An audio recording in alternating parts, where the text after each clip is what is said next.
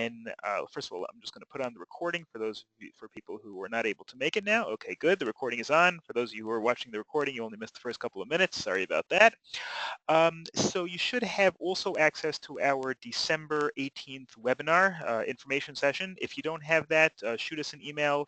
Our email address is info@coopersmithcc.net. In fact, I'm going to put it in the chat box over here. I'll put what our email address is. All right, there we go. So you can go ahead and email us. If you have any sort of a question about the materials, please feel free to go ahead and email us. Again, what we recommend, there are two elements to this course. There are 5 assignments that are discussed in a file.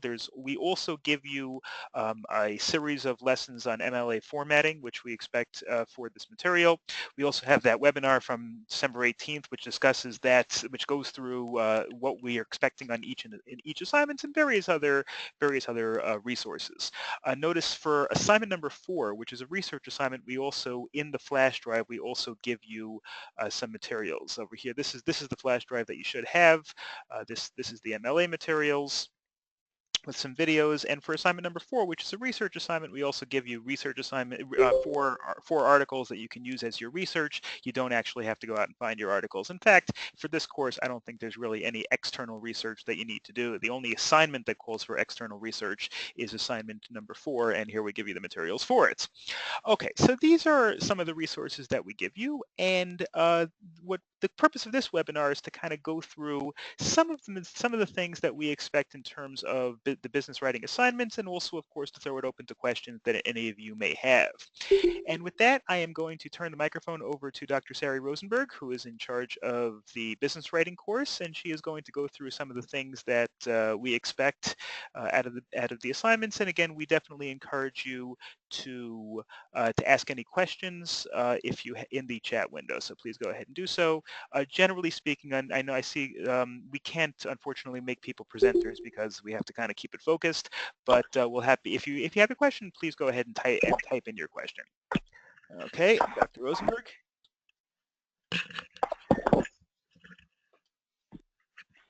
Hi, good afternoon. Okay, so I assume that so many of you have looked over the last webinar, which really was this course in detail where I went through everything and went through each step along the way. So I just want to cover first to begin with, after the webinar, we did notice that there was a great change in grades. Everybody's grades seem to have improved drastically, so we're very happy about that. Everybody's doing extremely well on the final exam. I heard that from the grader. Well, I don't actually grade, I do oversee the graders, and they're telling me that just by studying this new PowerPoint and listening to the webinar, that students are really, really doing well on the final exam. So for that, we can feel confident. So I do want to go over some of the things, though, that don't seem to be, that need improvement, and that points that I just need to emphasize for you.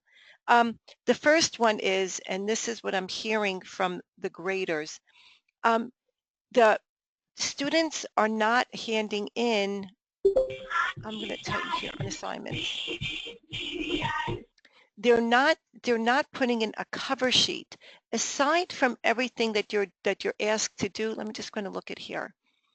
You're asked to, aside from having the headers on top of your papers, and that's all covered, you were asked to send in a cover sheet with your information for the grader, which says simply your name, your date of birth, the last 4 digits of your social security number, that you're a TTI student. One of the things that I cannot emphasize enough is that there are many people who have the same names as you do. So if your name is, Sarah Schwartz, well, there could be 5 Sarah Schwartzes within our database, and the grader has absolutely no way of knowing who you are unless you put in your birthday and the last 4 digits of your social security number. And she also needs you to please use your legal name. Do not use your nicknames. Do not use your Hebrew name if Excelsior knows you by a secular name. Whatever Excelsior, whoever Excelsior knows you as, please put that down for us in the cover sheet. That really does help. Okay. Also, The other issue that we've been having lately is, Baruch Hashem, so many girls are getting married, is that they're using their married names for some assignments and their single names for some assignments. And it's very hard, and they're not giving like the last 4 digits, or we're getting the same last 4 digits and a birthday, but the names are different because you didn't inform us that you now have a married name, or that you changed it with Excelsior, or you're using your married name, but you didn't tell Excelsior. So this kind of confusion really needs to be taken into consideration, and you really need to be held responsible yourselves for giving us the proper information. Okay. Now, do I have any questions? Please feel free to ask me questions along the way. Here we go. Oh, no questions. Okay. I'm going to look in the box from time to time to make sure, because that's really, really important. The next thing that I want to go over is assignment number 1 and what the issue seems to be. Also, she's going to return if you don't have a header on your paper, she's gonna return it to you, and she's gonna say, please put a header on the paper. And that's what she's saying people aren't doing. I explain in the webinar, and I explain on this PowerPoint exactly how to do the header in Word, so that should not be a problem. The other issue is the assignments. When you save your assignments, they need to be in 5. If there are 5 assignments, each one has to be sent as one attachment. Don't break down the assignment and then send it in piecework where you have like 5 or 6 attachments. Some people, and I've even seen it, do it by page. They'll just send an attachment 1 page and then send another attachment another page as a continuation. Each assignment, 1 attachment. Okay, even if it's 2 different steps, that's fine. Just let it flow. That's okay. Okay, so let's go with assignment number 1 that we're noticing is that for this one, the process is not being handed in. Now you're going to be asked about here. Assignment number 1, part 2, the process. Compose, all you have to do is simply answer these questions. What is the purpose of your message? Describe your audience. This is what she's looking for. It's like a part 1 and a part 2. So please make sure that that is kept separate. Also, people are not making a business logo for Brantford's, and you're losing points for simply going into Word and just making a cute little logo, even if you just, make it a little bit bigger, put it into a color. That's all you really have to do. Nothing is expected fancy from your logo, but just make sure that you do have that on there because you're losing points for that. And the other issue is that she's finding from assignment 1 is that people are not realistic in terms of the business world. They're either giving, now you're being asked to, and this is really what the case scenario is, you're asking your people to come in between November and December and not take off during the holiday season at your department store. What's being offered to them are something that people in the business world would not offer people who are working for a little bit above minimum wage for workers like that. You're not going to give them after, January 1st, 2 weeks off, paid vacation to the Bahamas. It just doesn't work that way in the real world. So, when she's reading this, she needs to take off points because this is business and it's writing, but it's real, so that really needs to be done. You're not going to offer them, double, their wage during the entire months of November and December for them to come in. On the other end of the spectrum, what the grader is noticing is that there are people who are being a little bit too harsh with the employees. Now, telling them that if they miss a day because a relative has died, or they had to go to the hospital, that they're going to lose their job is a little bit harsh sounding. So what we're asking you to do is try to put yourself into the position of somebody who owns a business. What would you do if you were trying to run your business professionally, but also at the same time think of yourself as the employee and what would incentivize you to actually go to work and not take vacations during that holiday time. So try to take it from both positions, and that's where being a very, very smart business person comes in, because you're doing the negotiations and you want everybody to be happy and keep your eye on, as the owner of the company, on the bottom line, which is making money. Okay, now let's move on to assignment 2, and I'm going to tell you, here we go, assignment 1, you can do this yourself. Assignment 2. One of the issues, the big issue here is that,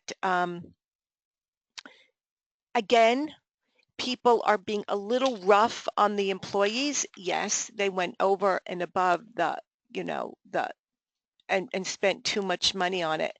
But you really want your people to work for you and to like you. So that by yelling at them in all caps in an email to your employee because he took a taxi rather than the subway isn't going to be helpful. You do want to engage your audience at all times and not make them feel that their job is in jeopardy or they're not appreciated. Because if you are too rough on your employees for taking a taxi or for eating in a nicer restaurant or ordering a bigger meal, that person is going to feel like, hey, I've worked for this person. I'm giving my time, my energy, and look at all the things that I do for that. And I'm just unappreciated. And you don't want to do that, because you want to feel good. You want to save money. Everybody gets it. But you want your employee to work what's in the best interest of the company, which is to save the company money. So how do you motivate them to do that? The other part about assignment 2 is that she really does request individual emails for each employee. It doesn't take that long to make each one so that it's kind of personal. You don't want to have that one email where you say, Sam, you should be spending this, because nobody's going to see that. And first of all, you don't want to yell at everybody all at once, and because there's a different hierarchy in terms of their jobs, and you don't want the supervisor to be on the same place as the person who's below them. But you do want to speak to each one individually and say to them, Sam, I understand that you had to do a business meeting, with the Bill's Corporation, and you took them out to dinner, but that was, $300 that you spent on that meal. So we're kind of asking you to tone it down, and because make sure that when you make an investment like that, just check it with us to make sure that we're going to be getting a return on that meal and that kind of investment. So that's the kind of thing that you're talking about, each person individually. Number 3, everybody's doing very well in, and I think it's because we did give you a sample. One thing, there are 2 points that she's looking for mainly. One is that you mentioned that there's a freezing of external hiring so that they don't feel bad. So that's important, because they said, look, we're not hiring anybody from outside. We're going to try first to give anybody jobs within our company the way it is. And that you mentioned that there is going to be some sort of severance package. But do not go overboard again on the severance package. Yes, there's going to be a severance package, and everybody's going to be getting something, but within reason. We're not going to be making it too large. Because don't forget, they're closing down that division for the simple reason is that it wasn't making any money. So they don't have a lot of money to spend on large severance packages. And the person, once leaving, will also be getting unemployment. So that's going to take that as well. Okay, next one is the carpal tunnel syndrome. Again, what people are doing in this report, a report to your boss is not a term paper. People are still treating it like you're handing in a term paper, like a report that you would hand into your college professor, which is research. You're doing research for your employer, but your employer is sending you out to do it because they don't have the time to do it. So what they want to see are the definitions of carpal tunnel syndrome. They want to see the symptoms of carpal tunnel syndrome, and then they want a solution which would be a solution for employees who already have it, and how are we going to prevent it to make sure that other people don't get it. So that is, and she's looking for bullets because bosses don't have the time to read a whole term paper. They don't care. They don't care. It's get to the point, get to the point, get to the point. Tell the employee, your employer, in bullet points what it is. Keep it very clear, not a lot of words. Taking the research, she likes to see pictures, which you can get illustrations. You can just download those illustrations. I think some of them in the research that I give you, or you could get others from the internet and so on. And then there is the process, which is different. So in assignment, let me just scroll down to that one, assignment 2, assignment 3, assignment 4, is that you're going to be asked to research it, but you're also going to be asked to write the report, and that there should be the process of how you got there too, so that you're going to be having both of them, not as just one long thing, but it's going to be divided into 2 parts. The next thing is number 5. The number 5 is your employment. And this may be a cultural thing between us, and because I do read resumes very often from people who are looking for jobs within, to work with us in terms of developing, and I do get resumes from around the country of people wanting to work with Coopersmith. So I get a lot of letters where people say, here's my qualifications, and they step by step and the point in their experience, and and at the end they end off with, you can call me anytime. I would love to speak to you. What can I do for you? I would love to be part of your organization. The kinds of things that she's saying, the grader is saying, is more like, so can you give me more information about your company? To let, kind of like, do I really want to work for you? And that throws off the person that's hiring a lot, because I'll just move on to the next resume. If you're applying for a job to work in my company, it's your job to do the research to make sure that you understand what it is that what it is that I'm looking for. And you want to make sure that you're going to present yourself in a way that I'm going to want to hire you, because I'm going to be paying you money.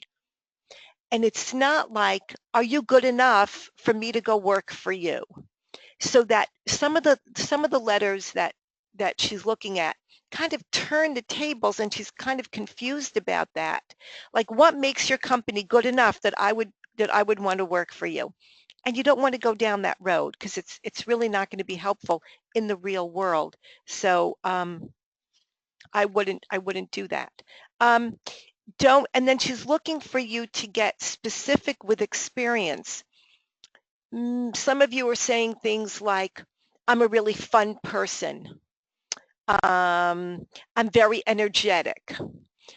Those are nice adjectives, but they don't tell me anything. I am a fun person because at my last job, I organized a carnival for the students, and I got dressed up as the clown, and I'll make a great kindergarten teacher, because I'm not afraid to go out of, to be out there. I'm an extrovert in that way. Those are the kinds of things that she's looking for, specifics, which is really proof that okay, so if you say, look, I'm a fun person. Well, how do I know you're a fun person? What have you done? Which is what she questions.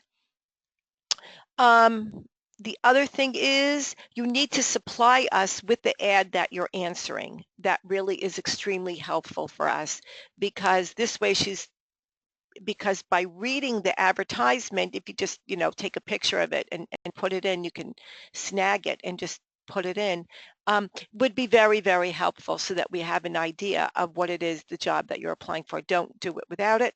And also finish off with, and it's the finishing part that we were talking about before that seems to be missing on so many papers. You'll write the letter, and then people aren't putting in at the very end, oh, thank you for taking the time to read this. People aren't even giving their names. Make sure that you put your name on it, your information, are you contacted? They're not giving their contact information. So you need to finish it off very smoothly as if you really were applying for the job, and keep it realistic that way. The other thing I just forgot to mention is for number 4, is that people are not, in terms of the carpal tunnel syndrome, people are losing points because they're not referencing. And in this PowerPoint video, if you go up on top, I teach you exactly how to put those references in. She wants to know that when you're quoting something, or where you got your information, because your boss is going to want to know, where did you get your information on carpal tunnel syndrome, so that I know that you just didn't make it up in your chair. And I think that that's really important. And other than that, that's the only thing that I could add to what we have here that you can read yourself, or the other webinar that we did that would make it any different. So I'm open to questions. Does anybody have anything specific that's bothering them, or that they have any questions on? This is your chance, your opportunity.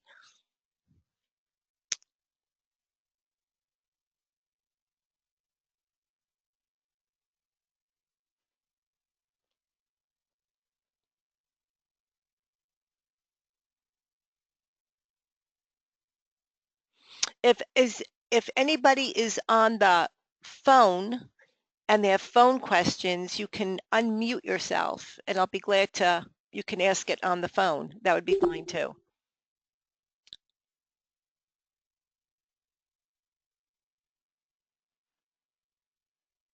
Okay, so don't seem to be any questions. I think we're clear. Oh, here we go. Hold on. There is somebody here.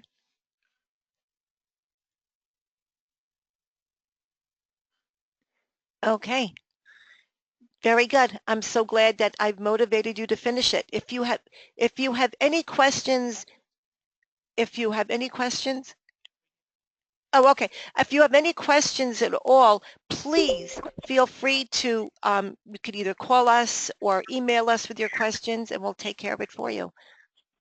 Okay, so hold on. So here is Mr. Haas.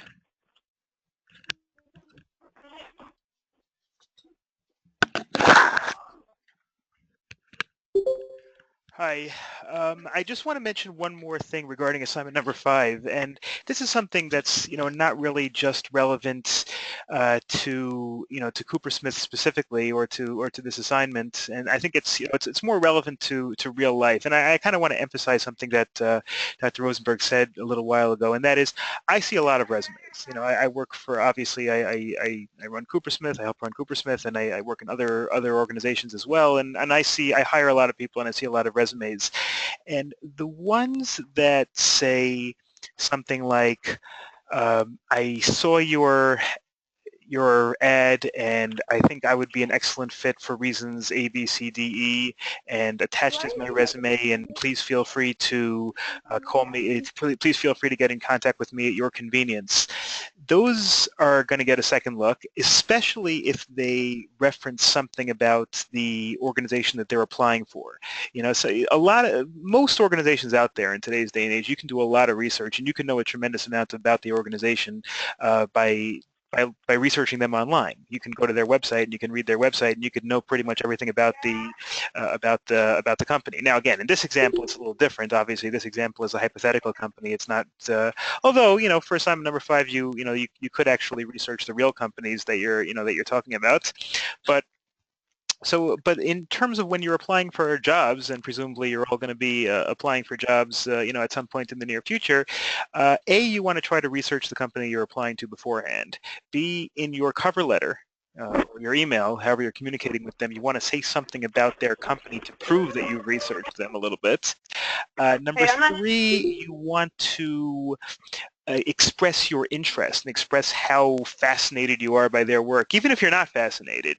You can make it sound like you're maybe a little bit more interested than you are, because I'll tell you, as somebody who does a lot of hiring, my number one criteria, obviously people you need the experience and you need the skills and all that, may be important, but the number one thing that I'm looking for in a potential employee is that the person wants to come to work for me.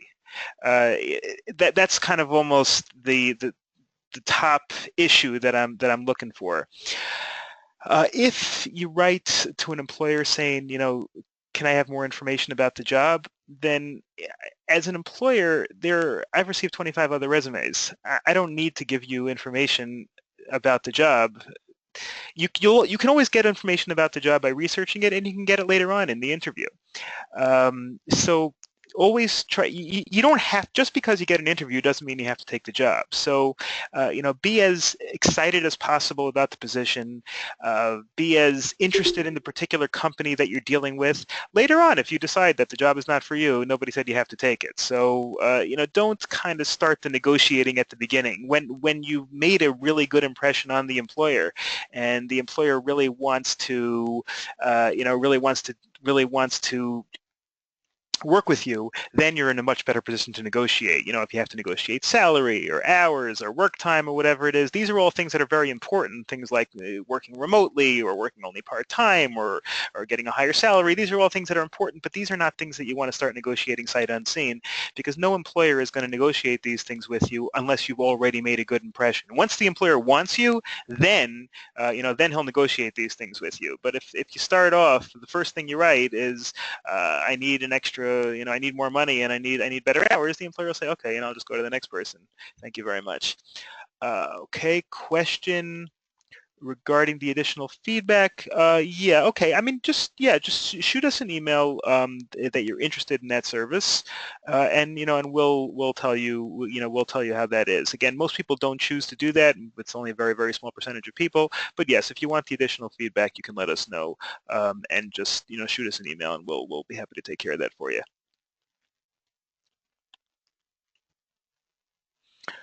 All right, so yeah, again, obviously, we kind of assumed that you've already seen the assignments in this. This is, of course, the overall study guide. There's some general things about writing over here at the beginning. Then there's notes in the individual assignments over here in terms of a little bit MLA formatting. Then there's a little bit on each assignment. And from the middle of the study guide on, oh sure, I'll put it in again over here. You can email us at info. We all have individual email addresses, but we all get this one. I'll put it in the chat window. info@coopersmithcc.net. If you send an email to that, we all get it. So whoever is in best position to respond to it will respond to it. So then once you get past this, then at some point over here it moves into about halfway through. You have the final exam prep. Before this section is obviously all relevant to the assignments themselves, and then when you're ready to take the final exam, go through from here on in. Here on in, there's about 60 slides or so, maybe even less, through here, and this material is what the final exam is based on.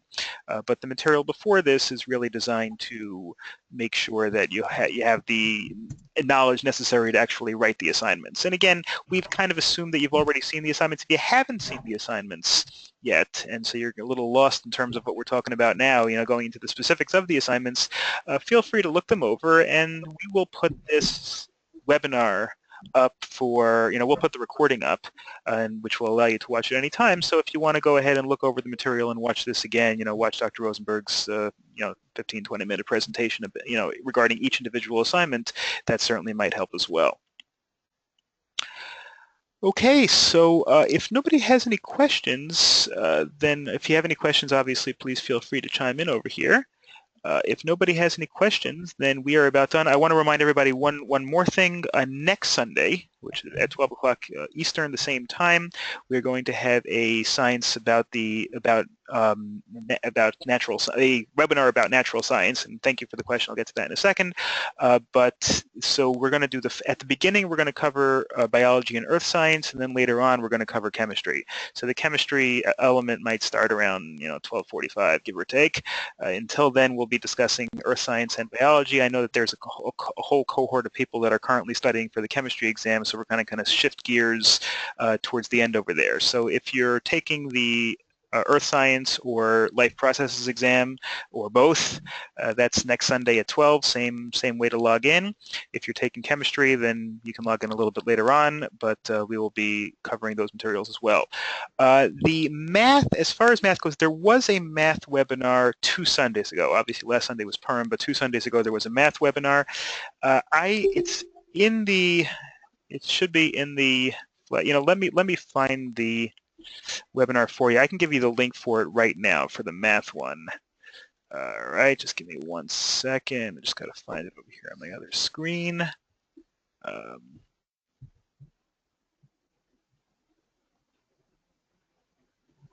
right.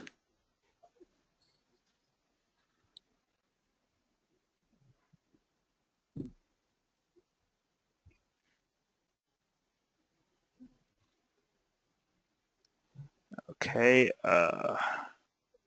This is a link to the December math webinar. So you can go ahead and do that. We also had a webinar a couple of weeks ago that I can't seem to find those right now, but I will try to find those at some point. Right now, yes, it definitely is possible.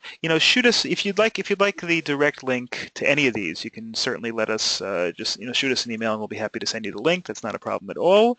And as far as the science goes, let me see if I can find the science webinar from last time. Yeah, okay, there it is.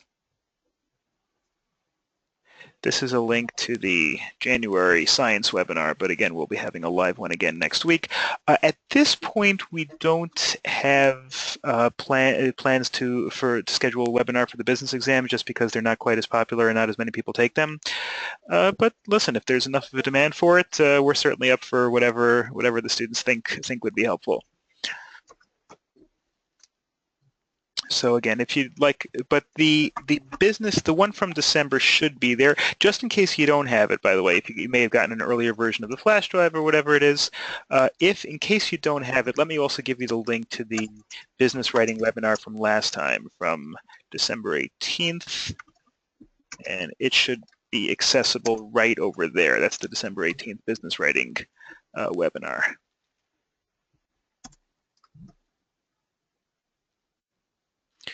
Okay, very good. So with that in mind, we hope to hear from you and to, okay, thank you. Thank you for the feedback. We'll definitely look into that. Please, we look forward to hearing from you on the exams itself, and of course by email if you have any questions.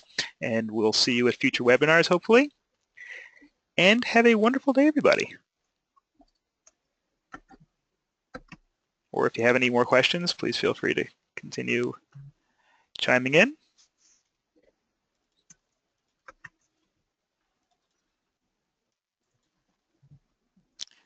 Thank you.